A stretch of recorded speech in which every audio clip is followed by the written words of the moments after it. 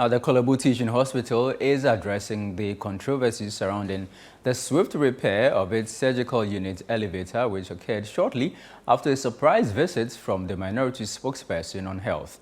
This visit led to an altercation when the spokesperson was prevented from conducting interviews within the surgical block premises. Hospital officials maintain that the elevator repairs were part of a pre-existing plan unrelated to the visit. There is more in the following report. Korle Bu Teaching Hospital has been embroiled in a controversy over the prompt repair of an elevator in its surgical unit.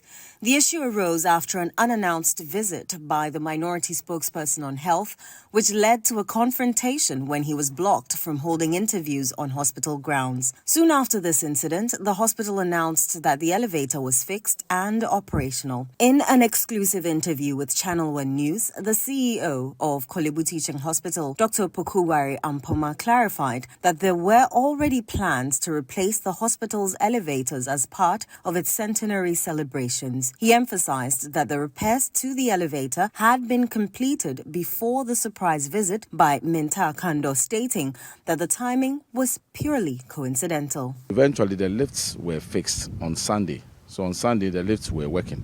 And then in Sunday evening, the gentleman who fixed the lift and who was monitoring thought that there's a particular sensor that he thinks he should replace. And so he advised us not to use it on Monday morning until he's replaced the sensor. So within, I think by about 10, 11 o'clock Monday morning, he had come to replace the sensor. And so, normal work has resumed.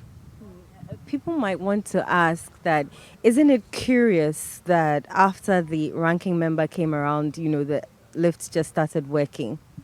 Well, I think I would ask you yourself that you think that if something couldn't be fixed for a whole week and then because somebody came and said something, then suddenly it gets fixed. I mean, that is just not the fact. It doesn't even make sense, So I think that is just a pure coincidence. The hospital has also made headlines due to the frequent closure of its renal unit, caused by a shortage of essential consumables. Dr. Ampoma has appealed to local pharmaceutical companies to help resolve this issue, although he mentioned that one company has begun producing peritoneal dialysis supplies. There are various kind of lines. So these are not like drugs as such, okay.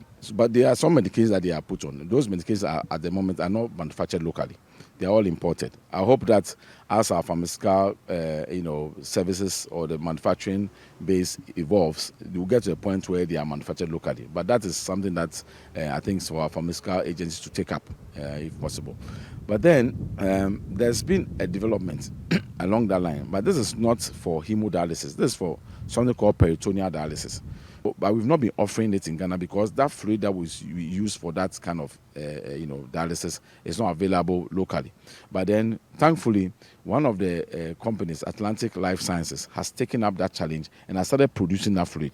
And so there's actually a study that is going on now, where, they've gotten they're getting approval for FDA and then institutional review, but because you can't just experiment on patients anyhow, so they have to get all the permission approvals and then go through and then do the study. So once it is validated that this is effective, then it means that now becomes a viable option for us to offer to our patients. Dr. Ampoma also highlighted that the hospital has implemented National Health Insurance Authority waivers for certain categories of renal patients. I think it's not about Korle Bu not implementing. We are going according to the policy guidelines given by the National Health Insurance Agency, because it stated clearly the age cutoff.